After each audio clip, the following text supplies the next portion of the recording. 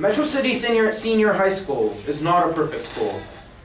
It is in no way omniscient and is definitely not omnipotent. And it cannot provide special care to students who refuse to receive that special care. And it cannot solve problems that even the parents aren't aware of, and who are the closest observers of that children. And the problem is that it doesn't have to be in the first place. Because we're talking about law, ladies and gentlemen, in this case. And the law clearly dictates that what the school's duty is to exercise reasonable care. Not perfect care, but just reasonable care. A standard that only requires what a reasonable person will exercise in the given circumstances. And we say on defense that is what exactly Metro City Senior High School provided.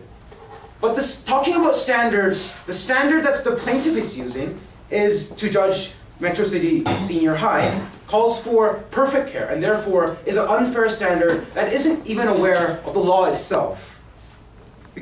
And then let's get to the facts of the matter of this case. Because on plaintiff's side, they accused Metro City Senior High School of not providing this special care, in which they provided a very special reading program, as the expert Dr. Terry Priest talked about, providing a reading program that helped students similar to Chris Moss improve drastically through special care. And Chris Moss' only defense is to say that he deemed it too boring.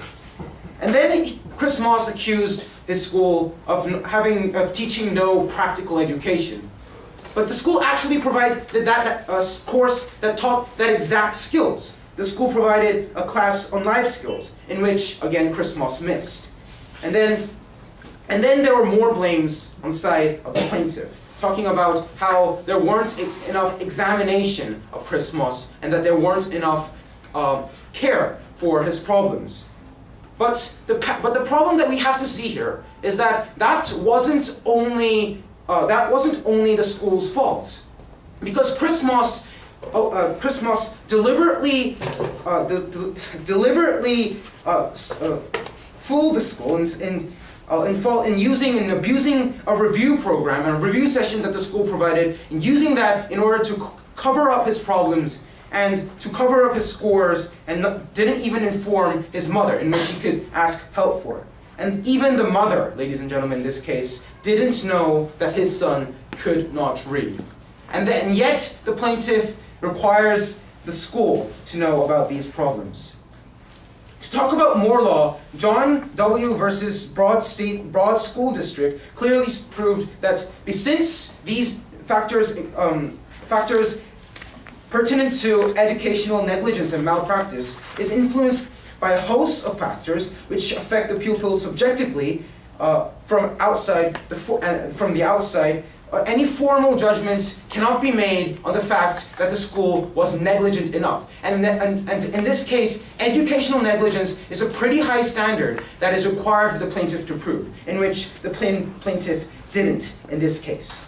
So ladies and gentlemen, the school cannot be held responsible for the failure of parents and for the failure of the students themselves. And it is in that reason that Beyond Defense says that this Metro City Senior High School was not guilty in this case. Thank you very much.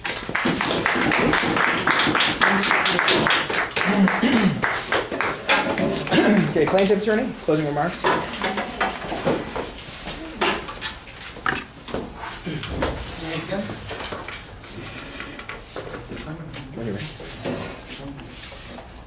The plaintiffs are not asking for omniscience or omnipotence.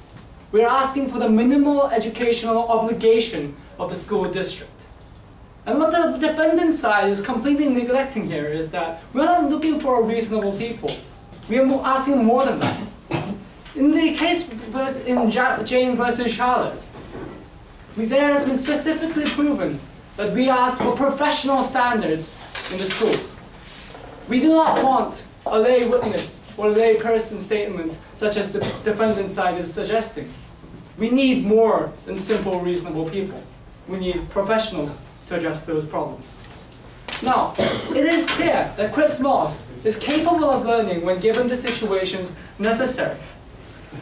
Dr. Gary Stein has already proven as a doctor of education, as a master of educational provision and doctor of education, that Chris Moss has complete potential and the intelligence necessary to learn when the educational substances are provided to him. Also, Sidney Payne clearly stated that if he had some supervision in his work, and he does perform exceptionally well, along with the teacher of Chris Moss. But somehow Chris Moss did not get the necessary academic standards. And precisely because he did not get academic standards, he was laid off from his job. And the question now is, why didn't he get the necessary things? Well, the New Cal Code of Education provides specific standards to which the schools must adhere to teach their students. The Student Code 2097 provides us the necessary standards that a school must provide. And our witnesses Gary Stein and Chris Moss proves that the school has not met those standards. 2098 provides the standards for diagnostic and evaluation matters. And this also is not adhered by the schools. Stipulation, the problems on the stipulation and the witness statement of Gary Stein again proves this. And also 2099 was not provided, as Chris Moss is going to disprove it. But before moving on to the addressing of these codes, I would like to point out what the defendant's side has made of an excuse. They provided us with the objection that they have provided the supplementary courses necessary for those academic standards. However, what the plaintiff says is that the actual curriculum, the original curriculum, must be enough for simple skills such as reading and mathematics to be made capable. The defendant's side is saying that since the original thing is not enough, Chris Moss should have taken a supplementary course. However, no one should need a supplementary course in the 8th grade with reading and maths.